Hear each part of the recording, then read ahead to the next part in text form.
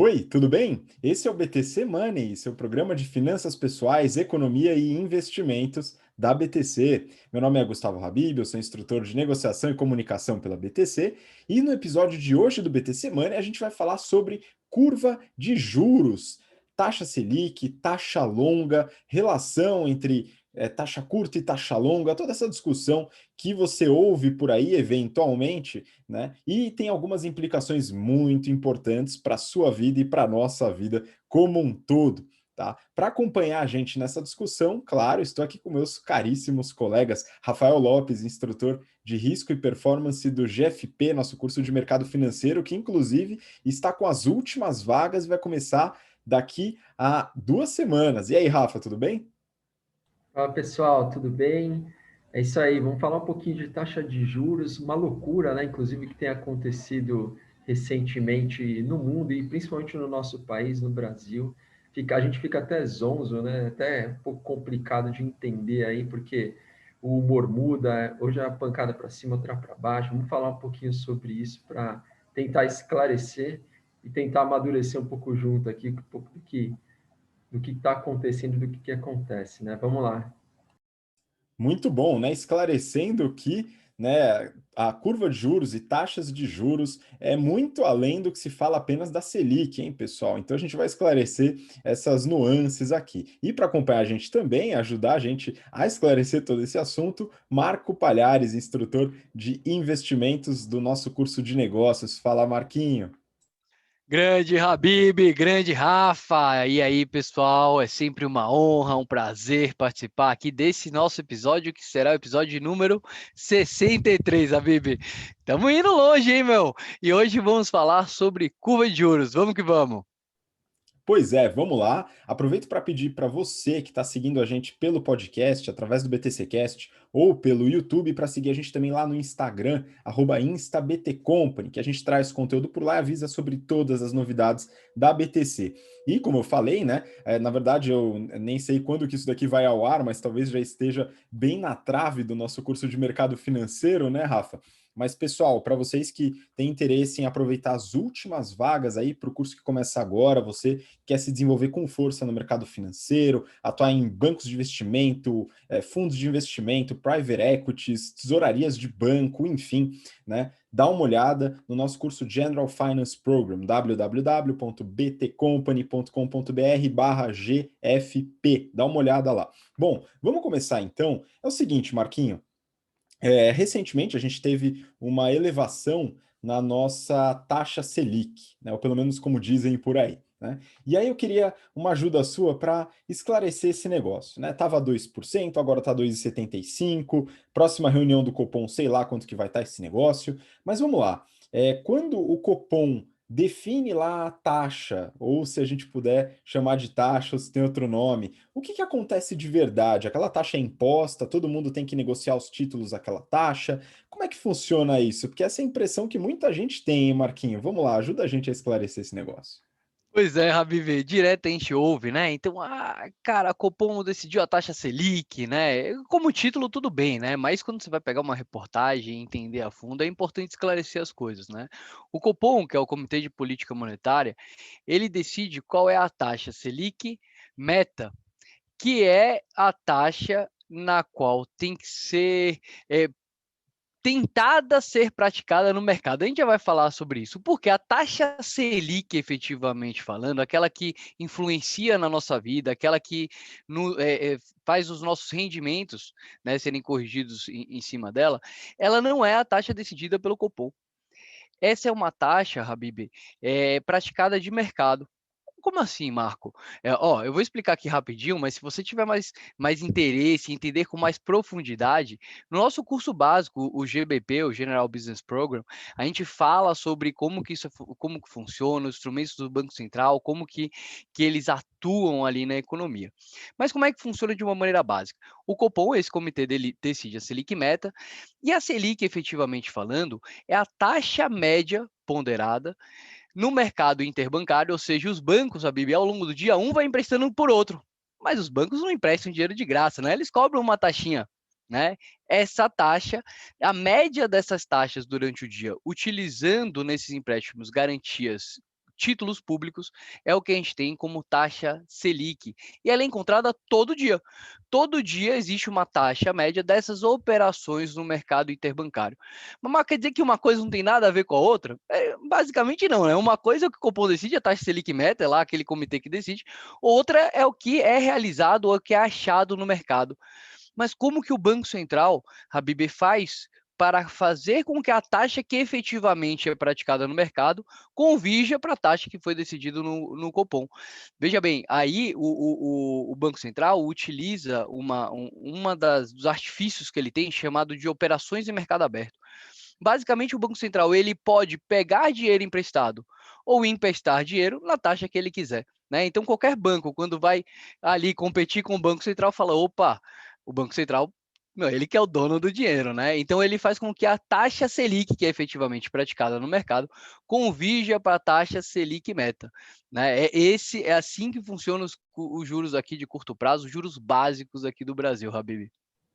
Muito bom, então é importante entender que essa taxa ela é via negociação, né, entre bancos e também em relação a essas operações que são realizadas junto ao Banco Central, com as garantias dos títulos públicos. Legal, interessante. E, pessoal, de fato, há muita confusão, né, quando a gente fala disso. Não é algo tão simples assim, também não é tão complexo, mas é algo que deve ter um detalhamento maior. E aí, quando a gente fala dessa taxa, a gente pensa na taxa quando você vai lá, investidor, compra um título do Tesouro Selic, que rende ali 0,02% a mais do que a Selic, né? E aí você tem os 2,75% no momento que a gente grava, pelo menos, com um pequeno aumento, ou às vezes até uma diminuição, dependendo do momento, né? Você adquire esse título público, e aquele título vai render essa porcentagem aí ao longo do ano. Legal. Isso daqui é o conhecido, né, famigerada taxa Selic, que é o que todo mundo considera como taxa de juros. Só que ela sozinha não diz tudo o que a gente precisa saber para entender o mercado e o funcionamento do mercado. Então, a gente precisa entrar nas outras taxas de juros. E aí, Rafa, eu queria entender de você como é que a gente pode entender esse mundo de várias taxas de juros, o que acontece com isso, o que é essa curva de juros e por que está todo mundo falando de taxa longa, taxa de longo prazo, enfim, vamos lá, dá a luz para a gente aí. Para ficar um pouquinho mais fácil, deixa eu falar um pouquinho sobre aquelas taxas que a gente vê nos títulos públicos, né? Quando a gente entra no site do Tesouro Direto. Então vamos lá. Só para vocês terem uma ideia, a gente acabou de falar da Selic, né? Que hoje está em 2,75%. Se a gente pegar um título pré-fixado do governo, Tesouro Pré-fixado 2024, ele está pagando uma taxa de 8,11%. O que é esse título? É uma taxa pré. Você investe nesse título, compra ele, ele vence em julho de 2024, portanto, mais ou menos daqui a uns 3 anos, né? E aí tem alguns outros exemplos de títulos pré-fixados. Tem também o Tesouro IPCA, né? Se a gente pegar, por exemplo, o Tesouro IPCA 2026, ele paga para você o IPCA mais 3,55% e vence em agosto de 2026, perfeito? Então, é um título que quando a gente investe, a gente ganha esse 3,55 mais o IPCA acumulado entre hoje e o vencimento do título. E, obviamente, tem também o Tesouro Selic, né, disponível para investimentos. Tem dois aqui, o 2024 e 2027, que paga Selic, mais um spreadzinho aí de taxa de juros, tá? Bom, e por que essas taxas são o que são, né? E por que elas variam tanto? Olha lá, quando a gente compara, então, um Tesouro Selic que paga 2,75 com o Tesouro Pré que paga 8,11, tem uma grande diferença, né? Quando a gente investe nesse Tesouro Pré-fixado 2024 e leva ele a vencimento, a gente ganha 8%. E por que eu, como investidor, eu, Rafael, ou vocês, optaríamos, né, por fazer o investimento no Tesouro Selic e não no Tesouro Pré-fixado? Se eu fizer isso, pode ter duas razões, né? O Tesouro Selic, como ele é muito conservador, eu coloco a minha reserva de emergência, mas eu posso também usar um outro raciocínio, um outro racional. Se eu acreditar que a Selic vai ultrapassar esses 8% acumulados, né? Então imagina que o Banco Central começa a aumentar a taxa e essa Selic vai para 20%. Provavelmente eu vou ganhar mais se eu investir no Tesouro Selic do que se eu colocar no pré-fixado, correto? Provavelmente Se a Selic chegar a 20%, no acumulado eu vou ganhar, na média, mais do que o 8,11% até julho de 2024. Então, o que essa taxa, né, do Tesouro Pré reflete? Ela é uma expectativa do mercado justamente desse acúmulo da Selic. Só que, assim, tem alguns outros pontos que a gente tem que levar em consideração, que é a inflação, né? A inflação, ela sempre é um componente da taxa de juros, porque toda vez que a gente faz um investimento, a gente quer que nosso recurso renda mais do que a inflação. Então, nesse 8,11, tem lá uma parcela de IPCA, ou da sua inflação, que é o que a gente vê nos títulos que pagam uma parcela de inflação também, né? Mas uma taxa de juros que está ligada aí ao risco do governo de pagar ou não, e mais um pedacinho que está relacionado às incertezas, né? Então é aquela ideia, tudo bem, eu faço um investimento no pré-fixado a 8,11 e eu quero ganhar mais do que a inflação, e a inflação projetada hoje, né, se a gente pegar as metas aí do Banco Central para 2022 para frente, é 3,5%. Se eu acreditar que o Banco Central vai entregar isso de inflação, quando eu invisto num pré-fixado, eu garanto um ganho de 4,5% mais ou menos acima da inflação, que é um ganho real bom, né? Só que, e se o Banco Central não conseguir fazer essa inflação convergir para 3,5%? E se a inflação for para 10%? Aí, quando eu faço investimento a 8%, eu estou perdendo dinheiro, né? Então, por conta disso, o que o mercado faz? O mercado projeta a inflação, projeta uma taxa de juros que é para compensar o risco do governo eventualmente ter algum tipo de problema, e ainda coloca o que a gente chama de prêmio de risco, porque o mercado pode estar errado nessas expectativas, né? Então a gente quer criar uma gordura para se proteger. Então, percebam que essas taxas, elas têm relação com esses pontos que eu estou colocando aqui, né? Um pouco de percepção em relação à evolução da Selic, e também todas essas incertezas ligadas à inflação, risco fiscal e um prêmio de risco que a gente embute, né? Bom, recentemente as taxas têm se comportado de maneira errática, né?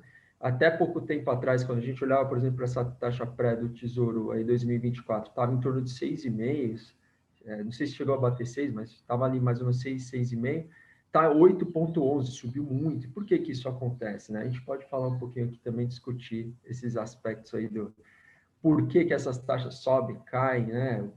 Quais são os fatores envolvidos também nisso aí. Pois é, Marquinho, a bola foi para você, cara, não tem jeito não. E eu ia perguntar isso mesmo, porque de fato, legal, o Rafa esclareceu muito bem a diferença das taxas curtas, né, no caso Selic e tal, e das taxas de mais longo prazo. Aí você tem vários anos, né? Você pode ter uma taxa de juros 2024, 2026, 2030. Tem países que colocam isso até 2050, né? No Brasil, eu acredito que não, mas aqui a gente está um pouco mais focado no curto prazo, né, pessoal? Mas vamos lá, Marquinho. E aí, qual que é? Por que que esse negócio tem variado tanto, né? O que que influencia essa mudança na taxa longa, dado que o Banco Central não define a meta como define na Selic? Legal, Habib, excelente pergunta, né? Eu vou falar aqui, depois vou passar para o mestre Rafa complementar, né? Porque seu aprendizado é muito obrigado, viu, Rafa? Sempre aprendizado estar aqui na bancada com você. Mas o que impacta essas taxas de juros, né? E aí, olhando basicamente os títulos públicos, né? Aí, primeiro, como referência, mas isso pode ser dado para qualquer tipo de indústria, tá? Qualquer tipo de empresa, qualquer tipo de banco consegue captar dinheiro tanto a curto quanto a longo prazo aí também, e aí a gente consegue ver essa curva de juros para qualquer uma dos títulos, tá? E aí, olhando mais basicamente sobre os títulos públicos, né? O Rafa já comentou ali sobre inflação, e o que inflação tem a ver com taxa de juros? Bom, os economistas acreditam que atuando-se ou mexendo-se, impondo-se a taxa de juros, arbitrando ela, você consegue ajustar ou pelo menos controlar a inflação. Tá, Habib? Como que isso se dá, tá? E aqui, inclusive aqui no Brasil, o Banco Central do Brasil, ele tem somente um objetivo, que é controlar a inflação. Lá nos Estados Unidos a gente tem alguns outros objetivos, lá ele liga também com o desemprego e tal, mas qual que é a ideia? Quando você abaixa a taxa de juros, tá? Como todos os países do mundo fizeram aí depois do Covid, né? Você deixa mais fácil com que as pessoas peguem dinheiro emprestado, né? Teoricamente fica mais barato. E, ao mesmo tempo, Habib, qualquer tipo de empresa ou investimento que você queira fazer, que dê uma taxa interna de retorno menor do que a taxa de juros que está sendo praticada, vale a pena. Então, quando você abaixa a taxa de juros, você estimula a economia. Então, as pessoas pegam mais dinheiro emprestado, investem mais, ficam mais felizes. Ou não precisa nem ter dinheiro para comprar sorvete, você pode pegar dinheiro emprestado porque a taxa de juros é tão pequenininha que você pode ficar feliz, tomar sorvete, tá tranquilo. Por outro lado, o que isso gera? Normalmente, com uma taxa de juros muito baixa, tende a gerar consumo, né? E quanto mais consumo, né? E aí você do MMT vai concordar com os economistas, né? Então tem-se o consumo, aumento do consumo, tem-se o aumento do preço, a inflação, né? Que a gente consegue ver pelo aumento dos preços, a inflação de preços. E aí o caminho inverso é feito também pelo pessoal lá do Banco Central. Então é o seguinte, inflação tá subindo muito. Isso vai descontrolar.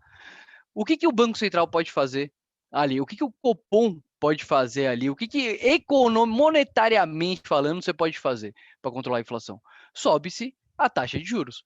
Subindo a taxa de juros, a Bíblia é aquela empresa que tinha um TIR lá razoável, com a taxa de juros alta, putz, vale mais a pena fechar a empresa e investir em títulos sem risco, né? Ao mesmo tempo, pegar dinheiro emprestado acaba ficando mais caro, né? A dívida fica mais cara, então você desestimula a economia e esse é o pensamento que é utilizado para reduzir aí a inflação, né? Então é realmente jogar um pano de água fria na economia e falar, meu, calma aí que a inflação está muito grande.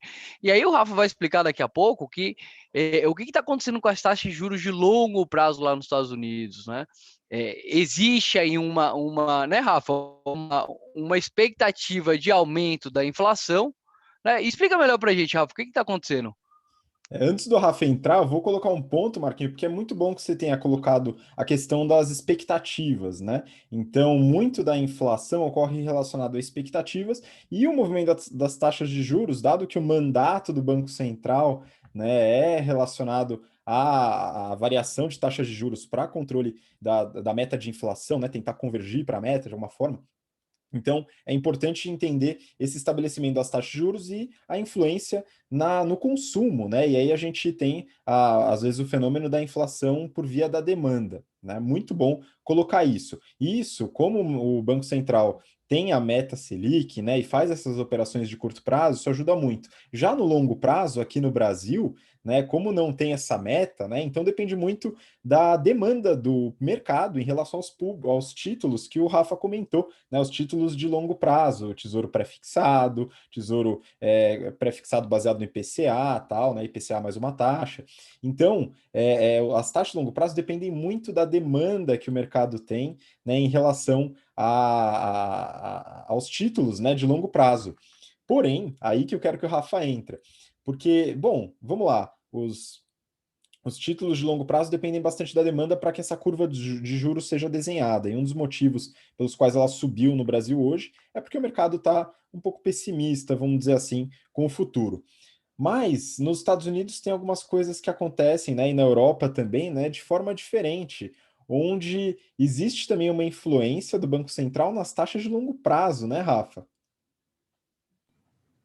Lá nesses países que você mencionou, né? Então, Estados Unidos, países europeus, Japão, o Banco Central ele atua também nos títulos de longo prazo, né? Ou formando taxas de juros de longo prazo através da compra desses títulos, da compra feita diretamente no mercado, né? No mercado secundário. Então, o que acontece?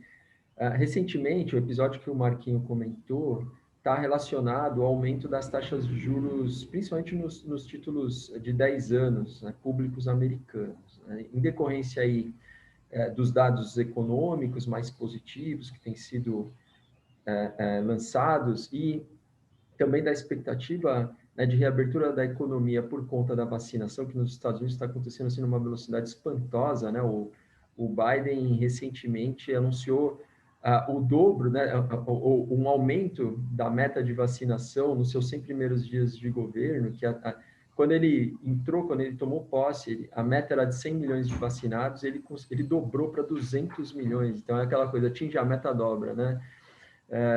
uma coisa impressionante, fantástico, assim, né? De alguma maneira até gera uma certa esperança para o mundo, porque os Estados Unidos têm um estoque de vacina bizarro e se eles vacinarem toda a população, eles vão começar a vender essas vacinas para outros países, o que vai ser bom. Bom, mas o ponto é o seguinte, como a economia está acelerando, o mercado está começando a criar expectativa de inflação, né? E como a inflação é um componente das taxas de juros, se a inflação sobe, todos os juros sobem.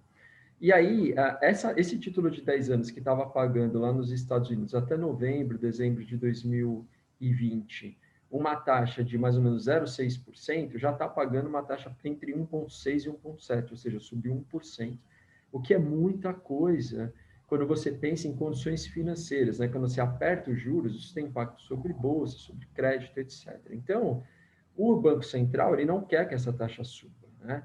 E o que ele faz, então? Ele entra no mercado comprando, né, uma quantidade muito grande desses títulos, que é isso é na veia, né, o que a gente fala de você monetizar a dívida. Então, é uma dívida emitida pelo governo, lado fiscal, e o Banco Central vai lá, através da política monetária, absorve isso no seu balanço. Então, ele está comprando, só que quando você compra o título, você faz com que as taxas caiam, né? Então, essa taxa que está hoje 1,6, 1,7, ela só não é mais alta porque o Banco Central não deixa. Ele não deixa subir. No limite, ele pode aumentar essa compra até o infinito, e no limite, pode ser que 100% da dívida do governo esteja na mão do Banco Central. Claro que isso é uma situação teórica, né? Não existe ainda na prática, mas assim, a gente pode eventualmente, né, se aproximar, vamos dizer assim, de um cenário como esse. E isso é fundamental, né, tanto na Europa quanto no Japão, assim como nos Estados Unidos, para que as economias deles continuem andando num pace mais acelerado. Eles compram também títulos privados lá, não é só título público, né? Quando a gente compara com o Brasil, por exemplo, com os emergentes, os bancos centrais aqui, o Banco Central daqui e desses outros emergentes, eles não fazem isso, né? Não fazem porque, de alguma maneira, o mercado privado não avaliza, não daria não daria suporte a esse tipo de operação do Banco Central. Se ele começar a fazer isso, provavelmente o efeito pode ser até inverso, as taxas podem começar a subir ao invés de cair. E também tem uma questão de legislação ou do que o Banco Central pode ou não fazer no seu mandato, e aqui a gente também, o Banco Central que não tem liberdade para atuar como os bancos centrais desses países desenvolvidos, né? Mas na realidade você tem uma restrição prática, né? Realmente o Banco Central não conseguiria fazer algo parecido aqui, o que é uma pena, né? Porque essas taxas tão altas aqui de juros no Brasil, obviamente prejudicam a economia, e como você colocou, né, Habib, isso está muito ligado a essa percepção de futuro. Todo mundo está muito preocupado com a situação fiscal brasileira, apesar de a gente ter uma dívida PIB bem menor ou igual a desses países desenvolvidos, né? Ainda assim, a relação aqui com o investidor é um pouco diferente, e a gente não e a gente fica muito nesse limite, né? E tem que pagar uma taxa de juros absurda aí na dívida pública. Mas é um pouco, essas são algumas das diferenças, né, entre o mundo desenvolvido e o mundo emergente. Pois é, e aqui a gente entrou no tema, né? Você falando sobre isso, a gente entrou bastante no tema do quantitative easing, né? O QE, que os Estados Unidos aplica bastante, né? Bem famoso depois da crise de 2008, né? A partir da monetização da dívida, a compra dos títulos, etc. Também faz parte desse programa, né? Mas isso que o Rafa comentou foi realmente com o intuito de reduzir as taxas de longo prazo. Aqui no Brasil, há limitações legislativas e práticas, como o Rafa comentou, para essa atuação, por isso que existe uma discrepância muito grande entre a taxa de curto e a taxa de longo, no caso prático de hoje, né? Esse é um ponto importante. E aí, Marquinho, é um ponto que, só para a gente bater um papo final aqui, né, o ouvinte às vezes pode falar, bom, mas como é que isso influencia para mim, né? Bom, influencia na hora de comprar os títulos públicos, né, de forma absolutamente clara e direta, né? Influencia no funcionamento econômico como um todo. Então, o processo de orçamentação pública leva isso em consideração, processos de política monetária, de política fiscal, enfim, tudo isso é levado em consideração e afeta o público. Por isso que você, ouvinte, querido ouvinte ou telespectador no YouTube, tem que ficar atento a esses processos também de política fiscal e política monetária, porque isso afeta todo mundo. Mas também afeta alguns investimentos e créditos, né? E aqui eu lembrei, Marquinho, do nosso querido e famigerado financiamento imobiliário, né? Pô, a taxa Selic é 2,75. O financiamento imobiliário é 7, 8. né? Por que essa discrepância é tão grande, né? Que depois o Rafa pode até complementar, mas, pô, se levasse só a Selic em consideração, o spread está muito alto, né? Pois é, Habib, a gente é impactado, né, por várias decisões econômicas muito mais do que a gente pode imaginar, né? Começando por uma que já é praticada aqui no Brasil, né? Então a gente tá vendo a Selic meta de 2,75% e a Selic ela tá ali bem próxima todos os dias, ou seja, os nossos investimentos conservadores eles estão rendendo menos do que a inflação. Né? E isso só está acontecendo por causa dessas políticas de intervenção. Isso acontece também no longo prazo. Onde tiver intervenção, vai afetar a nossa vida de uma maneira ou outra.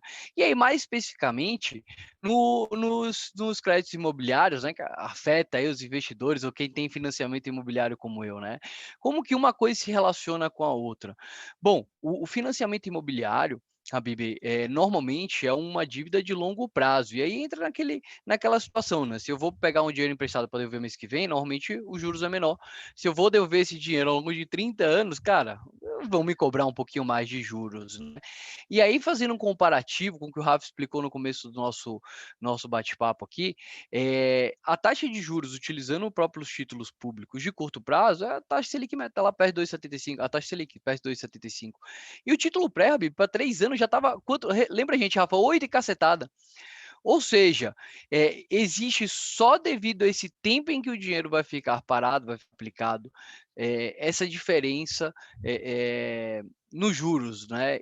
E os títulos de nossos financiamentos imobiliários, não tenha dúvida, tá, Habib? Se os juros de longo prazo continuar subindo, eles vão ser afetados também, né? A gente já tinha falado no nosso episódio sobre financiamento imobiliário, sobre aquela diferença entre dois tipos comuns de financiamento imobiliário que a gente estava vendo aqui no Brasil, que eram os prefixados, né? Então, que estavam caindo, né? Então, antigamente era 17%, 16%, chegou uma época até quase 7,99% o financiamento prefixado, e tiveram alguns bancos que lançaram aqueles cuja tinha uma parcela prefixada pequenininha, 3, 4%, mais a variação da Selic.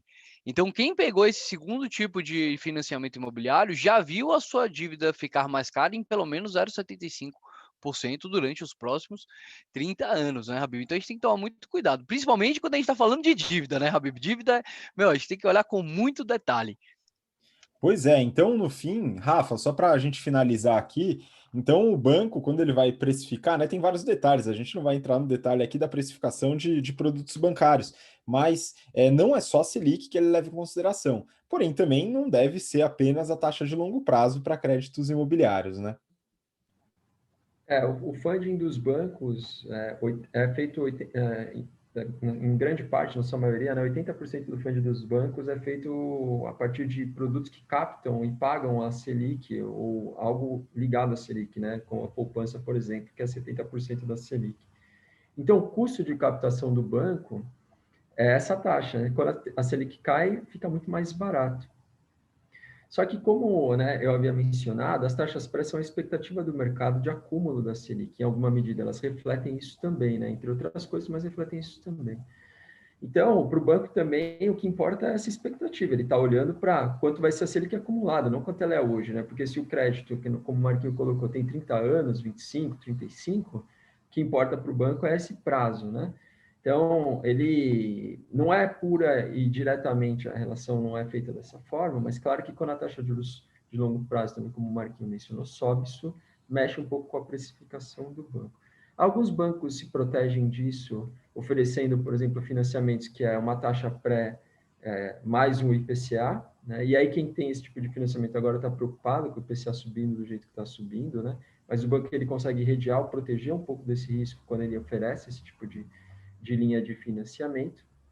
E também tem outras questões, como, por exemplo, inadimplência, um pouco do que o banco está enxergando para o futuro, porque isso entra no spread bancário, né? Então, quanto mais riscos na economia, quanto mais incerteza o banco está olhando, a gente tem atravessado um período de muita incerteza recentemente, porque todo dia você acorda achando que você vai ouvir uma bomba, né, no noticiário, assim, a chance disso acontecer, ela não é baixa, isso é verdade, porque tem muitos atritos políticos, uma série de questões de disputas envolvidas, isso pode acontecer, e quando acontece, aí o mercado reage muito mal, os bancos, obviamente, olham para esse cenário de muita instabilidade, a tendência é que as taxas de juros comecem a subir, né? Para ele se proteger. Ele fala, nossa senhora, se cair uma bomba, né? E as taxas começaram a subir muito, eu quero, naquele financiamento que eu acabei de oferecer para o meu cliente há 6 meses atrás, 1 ano atrás, de alguma maneira eu não quero ser prejudicado, né? Nesse financiamento. Então, ele já começa a subir as taxas de juros para se proteger. Então, são esses talvez os principais pilares ou fatores que o banco olha aí na hora que ele está precificando o financiamento. Isso vale de uma maneira geral para qualquer tipo de crédito na economia, né? Muito bom. Então, acho que você que está acompanhando a gente já percebeu a importância de entender, né, pelo menos de forma genérica, né, ou pelo menos inicial, as curvas de juros e os seus comportamentos, suas causas, aquilo que modifica esses valores, né, falando de expectativas, de políticas públicas, de política fiscal, política monetária, né, e tudo que está envolvido, né, porque te afeta diretamente. Bom, pessoal, acho que a gente falou bastante aqui sobre curva de juros, né? Claro que com mais detalhes, a gente lá nos nossos cursos aborda bem no detalhe, principalmente no General Finance Program, né? Então é bem comum que a gente aborde esse ponto, até falando de títulos públicos, né? E operações de títulos públicos. O Rafa aqui comentou sobre operações de títulos públicos com a venda no com o limite no vencimento, né? Deixar até o vencimento, mas nem sempre a gente deixa até o vencimento. Esse é um ponto que muitos investidores têm dúvidas sobre como proceder. Bom, Rafa, queria muito agradecer sua participação aqui. Manda um recado final para a turma. Valeu, pessoal. Um prazer sempre estar aqui com vocês. A gente se vê no próximo episódio. Um grande abraço para todo mundo e qualquer coisa, nos contactem, né? A gente está à disposição de vocês aí por todos os canais também da BTC. Um grande abraço, pessoal. Muito obrigado e queria agradecer também, Marco. Marco, muito obrigado pela participação. Deu uma caída, mas voltou na hora da despedida. Muito bom. Valeu, Marco. É isso aí, grande Habib, é isso aí, grande Rafa. Muito obrigado a você que acompanhou a gente aqui, seja através do nosso podcast, aqui através do YouTube. Aproveita, deixe seu joinha, recomenda aí, compartilha o nosso BTC Cash com os seus amigos. E, pessoal, lembrando que nada que a gente está falando aqui é uma recomendação de investimento, qualquer tipo de situação, aqui é só para clarificar as coisas. E é isso aí, pessoal. Até o próximo BTC Money. Muito obrigado, pessoal. Obrigado você que acompanhou a gente até agora, pelo interesse, pela paciência, e nos vemos na próxima semana. Um grande abraço, até lá. Tchau, tchau.